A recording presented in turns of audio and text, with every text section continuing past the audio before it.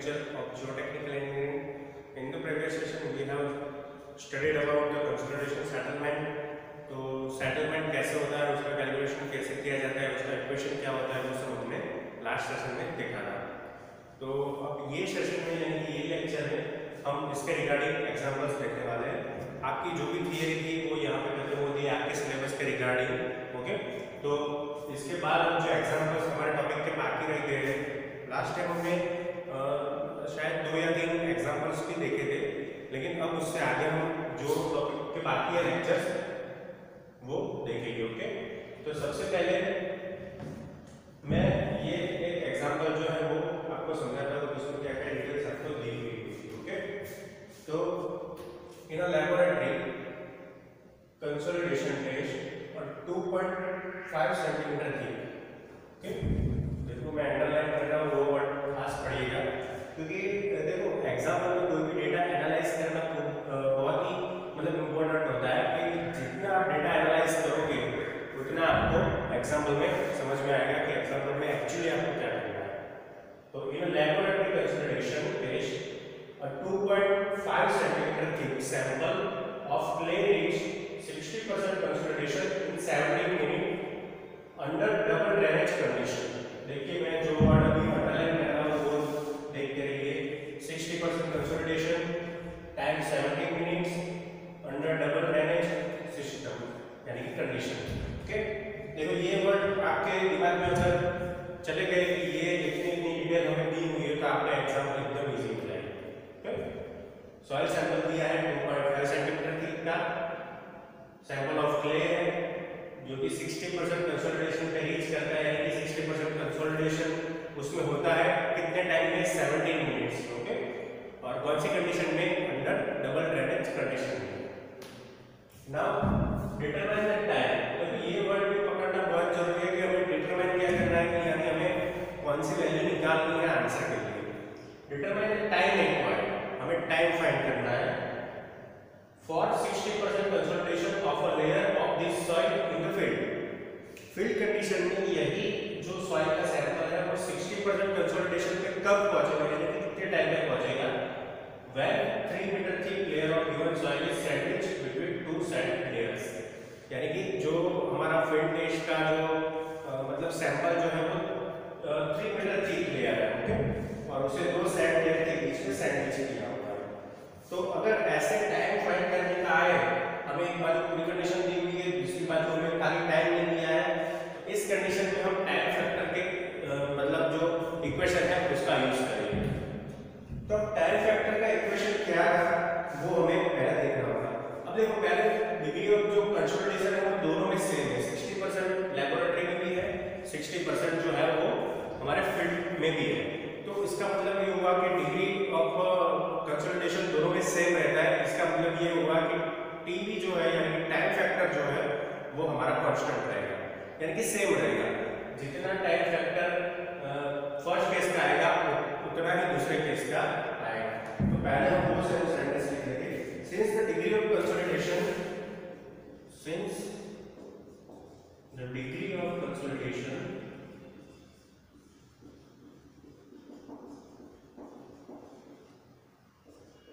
is same in both cases, यानी कि दोनों केस में डिग्री ऑफ कंसोलिडेशन जो सेम है। Okay, therefore TB will be same, therefore TB will be same, यानी कि हमारा जो TB होगा टाइम फैक्टर होगा वो दोनों केस में सेम रहेगा। ओके, तो अब जो है वो टाइम फैक्टर की बात आती है कि टाइम फैक्टर चीज क्या है, यानी कि टाइम फैक्टर का इक्वेशन क्या है। ओके, तो टाइम फैक्टर का इक्वेशन हम सबको पता है, मैं लास्ट टाइम देखा था वही मैं आपको बताता हूँ। टाइम फैक्टर का इक्वेशन है हमारा TB is equal to CV into T upon H square. Okay, TB is equal to CV into T, TB is equal to CV into T upon H, जिसका कि स्क्वायर है। Okay, तो अब ये जो इक्वेशन है हमारा टाइम फैक्टर का, उसमें से मैं T को अगर देखो H को हम हाइट भी बोल सकते हैं, डेप्थ भी बोल सकते हैं, थिकनेस भी बोल सकते हैं। ओके, तो यहाँ पे देखो ये तो कांस्टेंट वैल्यू है, ओके। तो अगर ये इक्वेशन को मैं स्मॉल टी के फॉर्म में ले जाता हूँ, यानी कि स्मॉल टी को मैं यहाँ पे रख देता हूँ, तो उसका मतलब ये होगा कि TV into H square upon C. अब देखो ये टाइम फैक्टर हुआ, ये सी भी हुआ, ये दोनों कांस्टेंट वैल्यू हो गई, क्योंकि हमारे लिए देखो एक वेरिएबल वैल्यू ये थी टाइम फैक्टर, लेकिन हमारे केस में 60% दोनों सेम है। इसके लिए ये टीवी जो है हमारा टाइम फैक्टर वो भी क्या हो गया, कांस्टेंट वैल्यू हो गया, दोनों में सेम हो गया। सी भी तो वैसे भी कोएफिशिएंट ऑफ कंसोलिडेशन है, तो वो भी सेम रहेगा। तो इसका मतलब ये हुआ कि वेरिएबल जो है वो खाली एक ही है, यानी कि एक ही क्वांटिटी हमारी, ये जो पूरा इक्वेशन है उसमें वेरिएबल क्वांटिटी एक ही है हमारी, एच स्क्वायर यानी डेप्थ का स्क्वायर। तो इसका मतलब ये हुआ कि हमारा टी जो है, टाइम जो है, which is proportional to D square. अब हम h की जगह पे d यानी कि थिकनेस यानी कि डेप्थ लिख सकते हैं, okay. t is proportional to d square. ये हमारा रिजल्ट हो गया टाइम फैक्टर के इक्वेशन के ऊपर से, ओके। यहाँ पे मैं लिख देता हूँ आपके नॉलेज के लिए टाइम फैक्टर इक्वेशन, जो कि हमने लास्ट सेशंस में पढ़ा था आगे के लेक्चर्स में, ओके। यानी कि t is proportional to d square. अब इसके ऊपर से हम जो है वो इक्वेशन हमारा बना सकते हैं कि हमारे केस में क्या होगा, ओके। तो हमें यहाँ पे देखो पहले तो डेप्थ दी गई है 2.5 और फर्स्ट केस में 2.5 सेंटीमीटर और सेकंड केस में है 3 मीटर, okay. Therefore d1 double drainage condition है, यानी कि 2.5 अपॉन 2 करना पड़ेगा। डबल ड्रेनेज है तो डिवाइड बाय 2 करना है, डबल यानी 2 डिवाइड बाय 2, इतना याद रखना कोई भी केस, ओके। यानी कि 1.25 सेंटीमीटर, 1.25 सेंटीमीटर। और यहाँ पे रीजन लिखना है हमें डबल ड्रेनेज। यहाँ पे बाय 2 अगर हम करते हैं डबल ड्रेनेज की वजह से, तो हमें यहाँ रीजन लिखना पड़ेगा। रीजन लिखोगे तो आपको ज्यादा मार्किंग एक्यूरेटली मिलेगी, ओके। तो हमारा जो डेप्थ पर d1 हो गया 1.25 सेंटीमीटर हो गया ड्यू टू डबल ड्रेनेज, और जो हमारा d2 है, d2 वो है 3 डिवाइड बाय 2 यानी 1.5। लेकिन अभी हमें जो ये 3 दिया हुआ है वो मीटर में दिया हुआ है, यानी कि हमारा 1.5 जो है वो मीटर में आएगा ड्यू टू डबल ड्रेनेज, ठीक। तो d1 जो है हमारा वो हो गया 1.25 सेंटीमीटर, d2 हो गया 1.5। अगर इसको हम सेंटीमीटर में कन्वर्ट करते हैं तो वो हो जाएगा 150 सेंटीमीटर, ओके। देखो हमारे पास दो d है, यानी कि दो अलग अलग डेप्थ है, तो उसके रिगार्डिंग टाइम भी अलग अलग होगा। एक का टाइम हमें पता है t1 का टाइम 17 मिनट्स है, लेकिन हमें t2 का टाइम फाइंड करना है, ओके। तो इसका मतलब ये हुआ कि हमारे पास t1 है 17 मिनट्स, t2 हमें फाइंड करना है, ओके। तो अब ये इक्वेशन का यूज करेंगे, t is directly proportional to d square, okay. ये इक्वेशन का हम यूज करेंगे ये क्वांटिटी फाइंड करने में। इसका मतलब ये होता है कि अगर मैं यहाँ पे t2 लिखता हूँ, t2 अपॉन t1, इसका मतलब मुझे यहाँ पे लिखना होगा d2 अपॉन d1, ओके। लेकिन इसका क्या हो जाएगा, स्क्वायर स्क्वायर हो जाएगा, क्योंकि t is proportional to d square, यानी t2 is proportional to d square और t1 is proportional to d1 square. अब ये जो स्क्वायर है वो मैं निकालने का ट्राई करूंगा, क्योंकि मेरे पास जो क्वांटिटी है वो स्क्वायर में है, यानी कि दोनों का स्क्वायर है। इसका मतलब d2 upon d1 is equal to d2 upon d1 का होल स्क्वायर, ओके। अब d2 मेरे पास है 150 सेंटीमीटर और d1 जो मेरे पास है वो है 1.25 सेंटीमीटर। पहले डिवाइड करना है, फिर उसके बाद उसका होल स्क्वायर करना है, ओके। t1 मेरे पास है, अरे t2 मेरे पास नहीं है, लेकिन t1 है 17 मिनट्स, ये यहाँ पे मल्टीप्लाई में चला जाएगा, तो t2 is equal to 17 into 150 upon 1.25 का होल स्क्वायर, ओके। तो अगर आप पहले ये दोनों का डिवाइड करेंगे 150 अपॉन 1.25, उसका होल स्क्वायर करेंगे, उसे मल्टीप्लाई बाय 17 मिनट्स करेंगे, तो आपके t2 की वैल्यू जो है वो इजीली मिल जाएगी मिनट्स में, ओके। अभी आपकी t2 की वैल्यू आएगी मिनट्स में, जो कि आएगी 244,800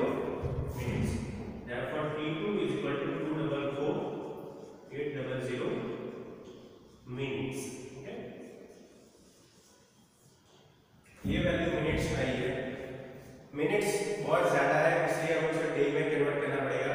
तो अगर डे में कन्वर्ट करना है तो मैंने आपको समझाया था कि डिवाइड बाय 24 मल्टीप्लाई बाय 60 करना है।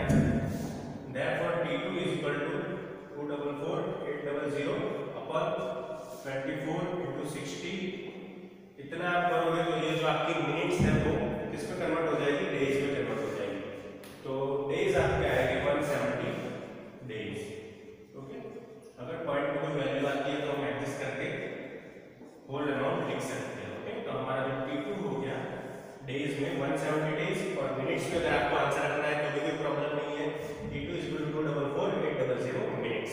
लेकिन अगर इतनी सारी मिनट्स आती है आपकी तो उसे डेज में कन्वर्ट करना इजी रहेगा, यानी कि वो मतलब इजीली विजिबल भी होगा कि कितने डेज हो गए। ओके, तो फील्ड में ऑलवेज हम डेज में दिखाते हैं, जबकि लेबोरेटरी में जो टेस्ट होता है वो हमारा मिनट्स में कंप्लीट होता है, इसलिए उसे मिनट्स में डिनोट करते हैं। ओके, तो ये आपका एक मतलब एक एप्लीकेशन का ही एग्जांपल से बोल सकते हैं कि आपको टीवी में से टी जो है वो प्रोपोर्शनल टू डी स्क्वायर बताना है, लेकिन ऐसा आप कब बता सकते हैं कि जब हमारा जो टीवी है वो कांस्टेंट हो जाए, टाइम फैक्टर जो है वो कांस्टेंट हो जाए। ओके, तो उसके बाद ही हम ऐसा दिखा सकते हैं।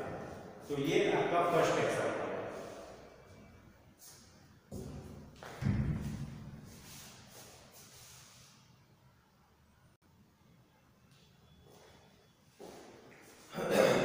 ओके, तो अब हम आपका दूसरा एग्जांपल देखेंगे कि दूसरे एग्जांपल में आपको क्या डेटा दिया हुआ है। फर्स्ट एग्जांपल देखा था, उसके बाद जो क्योंकि आपका सेकंड एग्जांपल है वो रिपीट है इसलिए मैंने नहीं करवाया। थर्ड फोर्थ जो है वो आगे हो चुके हैं, वो उसी के रिगार्डिंग है। अब जो सिक्स एग्जांपल जो है वो आपका वो थोड़ा डिफरेंट है, इसलिए मैंने ये आपको पढ़ के करवाया है। तो सबसे पहले देखते हैं कि डेटा में आपको क्या दिया है। In a consolidation test void ratio decreases. देखो कंसोलिडेशन में वॉइड रेशियो जो है वो डिक्रीज हो रहा है from 70 to 6.65 when the load was change from 50 kilometre पर मीटर स्क्वायर टू 100 किलोमीटर पर मीटर स्क्वायर। देखो लोड बढ़ रहा है, ऐसा ही होता है कंसोलिडेशन टेस्ट में, लोड बढ़ाओगे वॉइड रेशियो जो है वो डिक्रीज होगा। कितना डिक्रीज हो रहा है 0.70 to 0.65 और लोड कितना चेंज हुआ 50 किलोमीटर पर मीटर स्क्वायर टू 100 किलोमीटर पर मीटर स्क्वायर। ना हमें कंप्यूट क्या करना है, डिटरमाइन क्या करना है। देखो ये वर्ड जो हम खास में ध्यान रखना चाहिए कि हमें कंप्यूट क्या करना है, हमें डिटरमाइन क्या करना है।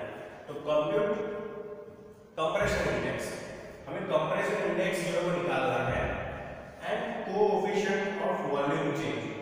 देखो कंप्रेशन इंडेक्स यानी क्या हुआ आपका सीसी, वो निकालना है आपको, और दूसरा जो है कोएफिशिएंट ऑफ वॉल्यूम चेंज निकालना है, यानी कि वॉल्यूम चेंज का कोएफिशिएंट यानी mv निकालना है। Okay, coefficient of volume change यानी mv और कंप्रेशन इंडेक्स यानी cc। ये दोनों क्वांटिटी आपको निकालनी है। आपके पास वॉइड रेशियो है इनिशियल फाइनल, वैसे ही आपके पास मतलब जो लोड की कंडीशन है वो भी है आपके पास, तो इसके ऊपर से हम निकाल सकते हैं। सबसे पहले तो आपका डेटा आपको लिखना होगा E0 यानी कि इनिशियल जो है वो वॉइड रेशियो वो है 0.70 और जो EF है यानी कि जो वॉइड रेशियो फाइनल है आपका, उसे हम EF भी बुला सकते हैं फाइनल और E भी बुला सकते हैं सिंपली। F इसलिए ताकि आपको पता चले कि वो फाइनल है। ओके, तो वो हो गया 0.65। इसके ऊपर से आपको डेल्टा E मिल जाएगा यानी difference in void ratio E0 minus EF। E0 आपका 0.70 है, EF है 0.65, यानी इसकी जो टोटल वैल्यू हो जाएगी वो हो जाएगी 0.05। ओके, यानी आपका जो डेल्टा E है वो हो जाएगा 0.05, यानी वॉइड रेशियो का डिफरेंस। ओके, अब डेल्टा सिग्मा डैश आपको फाइंड करना है। देखो डेल्टा सिग्मा डैश यानी कि लोड में क्या चेंजेस आ रहे हैं। तो देखो आपका फाइनल लोड है वो 100 है और इनिशियल जो है वो 50 है, यानी कि टोटल जो मतलब रिफ्लेक्शन आ रहा है यानी कि जो डेल्टा आ रहा है आपका वो 50 किलोमीटर पर मीटर स्क्वायर आ रहा है। 50 किलोमीटर पर metre square delta sigma dash. Okay, ये दो क्वांटिटी आपके पास होनी चाहिए अगर आपको कंप्रेशन इंडेक्स यानी कि सीसी और एमवी चाहिए। अब एमवी का इक्वेशन आपके पास एक है जो आपने थियरी में पढ़ा था, mv is equal to delta E upon 1 plus E0, delta E upon 1 plus E0 into 1 upon delta sigma dash. Okay, अब लेकिन देखो वैसे वाइड रेशियो जो है वो डिक्रीज हो रहा है, इसलिए हम इसे माइनस साइन लगाते हैं। मैंने आपको लास्ट टाइम जब थियरी पढ़ाई थी तब भी मैंने ये समझाया था कि माइनस साइन हम यहाँ पे क्यों रखते हैं, क्योंकि वाइड रेशियो डिक्रीज हो रहा है, तो वो डिक्रीमेंट बताने के लिए हम वहाँ माइनस साइन रखते हैं। ओके, अब हमारे पास देखो सारी वैल्यूज है, आपको वहाँ पे ओनली पुट करनी है। तो माइनस डेल्टा ई यानी 0.05 1 plus initial E0 0.70 into 1/50। Okay, ये सबका कैलकुलेशन करोगे, लेकिन सबसे पहले आपको ये प्लस कर देना है, उसके बाद में आपको ये मल्टीप्लिकेशन वाला आता है। ओके, पहले ये 1.70 हो जाएगा, फिर 0.05 और 1.70 और उसके डिवाइड बाय 50 हो जाएंगे, तो आपको फाइनल आंसर मिलेगा। ओके, तो सिंप्लीफिकेशन तो अब आपको आता ही होगा, तो इसके रिगार्डिंग हम mv फाइंड कर सकते हैं। तो mv की वैल्यू जो आएगी वो 5.88 into 10⁻⁻⁴ आएगी। 5.88 into 10⁻⁴। अब इसका जो मतलब यूनिट होता है वो जो हमारा ये यूनिट है लोड का उससे उल्टा होता है, यानी मीटर स्क्वायर पर किलोमीटर होगा, मीटर स्क्वायर पर किलोमीटर होगा। ओके, mv का यूनिट यानी कोएफिशिएंट ऑफ वॉल्यूम चेंज जो है हमारा coefficient of volume change mv, उसकी वैल्यू आई 5.88 into 10⁻⁴ m स्क्वायर पर किलोमीटर, और आगे जो है वो माइनस साइन हमें दिखा रही है। ओके, तो ये आपका फर्स्ट क्वेश्चन पूरा हो गया, कोएफिशिएंट ऑफ वॉल्यूम चेंज। अब कंप्रेशन इंडेक्स क्या है उसका इक्वेशन देखते हैं हम। कंप्रेशन इंडेक्स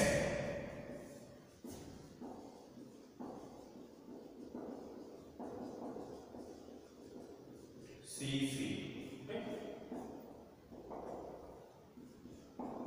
तो CC का इक्वेशन है हमारे पास E0 माइनस EF, EF भी लिख सकते हैं, E भी लिख सकते हैं, E0 माइनस EF, EF की जगह पे हम E भी लिख सकते हैं। ये मैं यहाँ भी आपको लिखा देता हूँ ताकि आपको कंफ्यूजन ना हो। E is equal to EF, F और फाइनल के लिए मैंने लिखा है यहाँ पे। Okay, log 10 sigma dash upon sigma 0 dash upon log 10 sigma dash sigma 0 dash. Okay, वैसे भी यहाँ पे सिग्मा डैश यानी फाइनल आपका जो स्ट्रेस होगा वो होगा, और सिग्मा 0 जो है वो इनिशियल होगा। अब E0 जो इनिशियल है आपके पास वो है 0.70, फाइनल जो है वो है 0.65 डिवाइड बाय log 10। log 10 के बाद ये स्ट्रेस की वैल्यू में रखनी है 100/50। ओके, फाइनल जो है वो 100 है और इनिशियल जो है वो 50, 100/50। ये सब का सिंप्लीफिकेशन करोगे आप log 10 का साइंटिफिक कैलकुलेशन में, तो उसका आंसर आपको आएगा 0.031। ओके, ये तो हमें पता है 0.05 होता है, और नीचे का जो आंसर आएगा वो 0.031। ये दोनों का रेशियो आप निकालोगे तो आपका फाइनल आंसर जो आएगा 0.05 और 0.301 0.166। ओके, यानी आपका कंप्रेशन इंडेक्स जो है वो 0.166 आएगा, क्योंकि यूनिट लेस होगा, क्योंकि वो यूनिट लेस क्वांटिटी है। देखो यूनिट लिखना भी बहुत जरूरी होता है प्रॉपर मार्किंग के लिए, तो यूनिट जिस चीज पे आता है क्वांटिटी में वो हमें यहाँ पे दिखाना ही होगा। तो ये आपका दूसरा एग्जांपल एकदम इजी एग्जांपल है, जिसमें हमें वॉइड रेशियो का डिक्रीमेंट दिया था 0.70 से 0.65, और लोड जो है वो 50 से 100 किलोमीटर मतलब इंक्रीज हो रहा था। उसमें हमें कंप्रेशन इंडेक्स यानी कि सीसी फाइंड करना था, कोएफिशिएंट ऑफ वॉल्यूम चेंज यानी कि एमवी फाइंड करना है। सबसे पहले हमने नोटेशंस दे दिए, इनिशियल वॉइड रेशियो 0.70 E0 बताया, और फाइनल को EF यानी कि E बताया, दोनों का डिफरेंस निकाला। वैसे ही डेल्टा सिग्मा डैश निकाला 100-50 से, तो 50 किलोमीटर पर मीटर स्क्वायर आया। एमवी का इक्वेशन लगाया, हमारे पास सब वैल्यूज है, पुट कर दी, आंसर आ गया। वैसे ही सीसी का इक्वेशन हमने लगाया, उसमें सारी वैल्यू है, उसका आंसर आ गया। तो ये एक बहुत ही सिंपल एग्जाम्पल था। ओके, और कई बार ऐसा जीटीओ में भी आपको एग्जाम्पल पूछ लेते हैं, तो इसके हिसाब से आपका ये एग्जाम्पल इंपॉर्टेंट हो जाता है। तो okay, thank you for watching and keep watching for updating videos of geotechnical engineering. Thank you.